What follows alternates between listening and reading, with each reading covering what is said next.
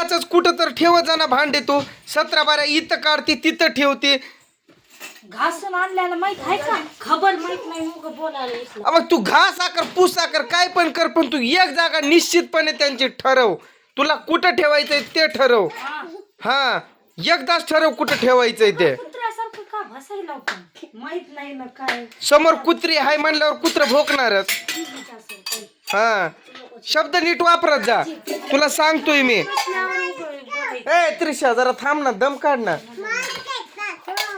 इथं खाट होता पलंग होता काय तुला काय तो चावत होता काय डबा तर हरवला होता म्हणा कुठं आला तो डबा आता हा 3 ताळीचा 3 ताळीच आहे का ते 2 ताळी दिसत नाही का ताई ना डोळे मला लावायची गरज नाही देवानं मला दिलेले चांगले डोळे आहेत माझ्याकडे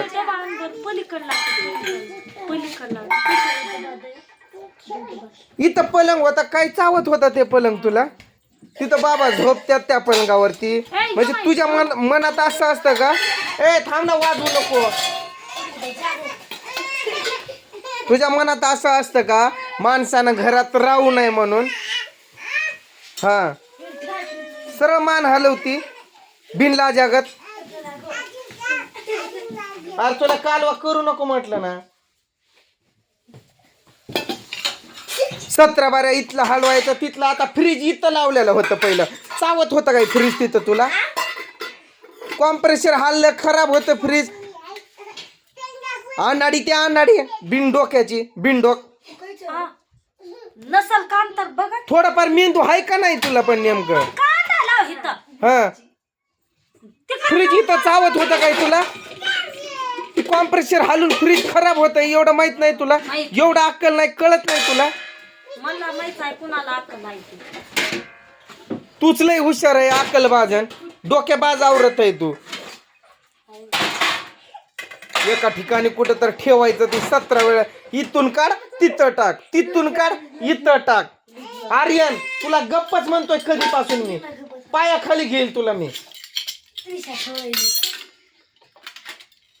ती बारकी आहे का तू बारका आहे मी बारका आहे सर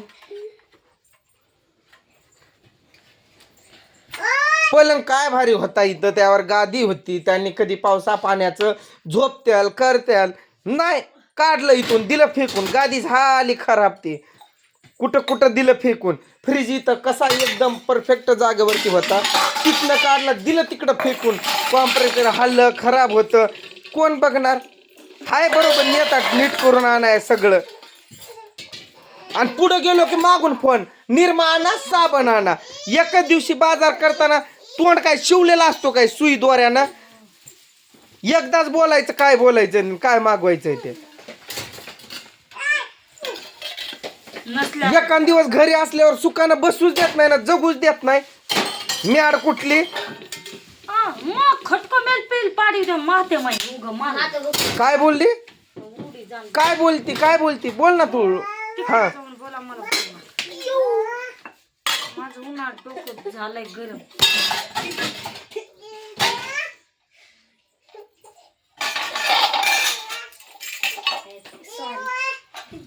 आता तो 8 दिवस इथं ठेवल पुन्हा अजून इथनं काढून दुसरीकडे टाकल काय गप म्हटलं ना त्रिशा तुला कधीपासून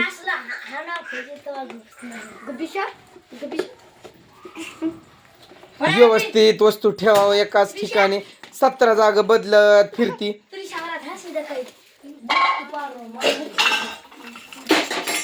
आर्यन तुला बोलतोय ते मग काय तुला बोलतोय कधीपासून ग बस म्हणून तुला लय वेळ झालं बोलतोय मी काय राडा करून ठेवलाय मध्येच गवत टाकलंय इकडं सामान तसंच फेकलंय नुसतं भांडी कुंडी काढायचे इकडून तिकडं फिरवायचे कधी त्या खोलीत टाकायचे तिकडं जुन्या कधी मधल्या घरात टाकायचं कधी शेड मध्ये नाही गेट्यावर झपक जरा 4-5 पायाखाली तुडव त्याला गप बस म्हणलं की लय पुढचा रान हाकतो तो चप्पल पायात घेऊन येऊन बसलाय मूर्ख कुठला उठ तिथून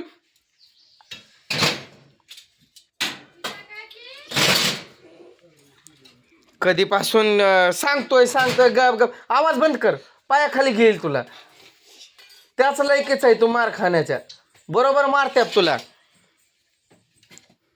बोलून समजत नाही तुला.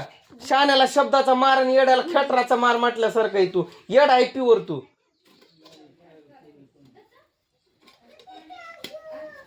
आईसारखा गुण आहे तुझं. हू करण्यात तरी एक्सपर्ट आहे. ए बापू तू आई बापानं आपल्याला हू शिवाय दुसरं काही शिकवलंच नाही. हू हू घुबडासारखा तोंडाची.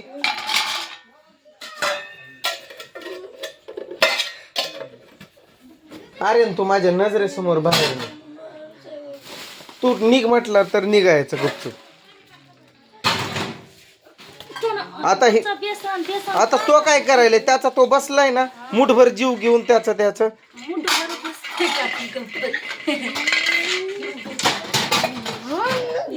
सर का रे रोहन बघलेला. डोकं चिडाय. ती कुठं गेली रा दुसरी कुठं गेली.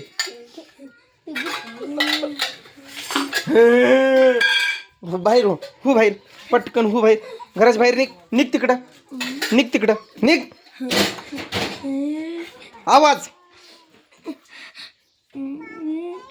आवाज म्हटलं ना डोळे तुझे फोडूनच टाकल तुझे डोळे.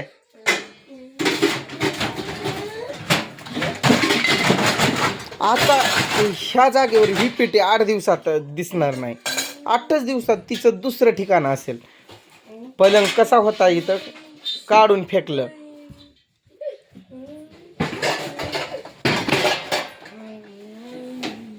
अशा टाक्या 2 आहेत का आपल्याकडे. कुठल्या दोन आहेत. ही असली टाकी म्हटलं. हा आणि ती पहिली कुठं गेली. तिथं पहिली तिथं मध्ये एक आहे ना असली रे रोहन. कुठं मध्ये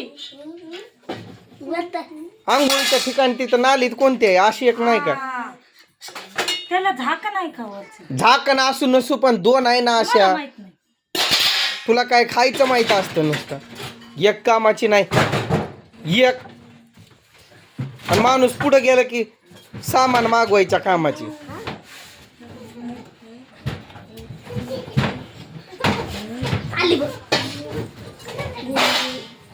रोहन तर आर्यन तसा रडू नको. हा करून खरं तुला मी असं झोडपण आ करून ओरडशील माझ्या हातात पुन्हा.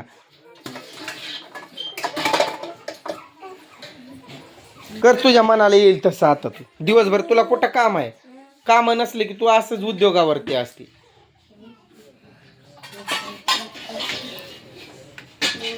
लाजच वाटत नाही बिलकुल.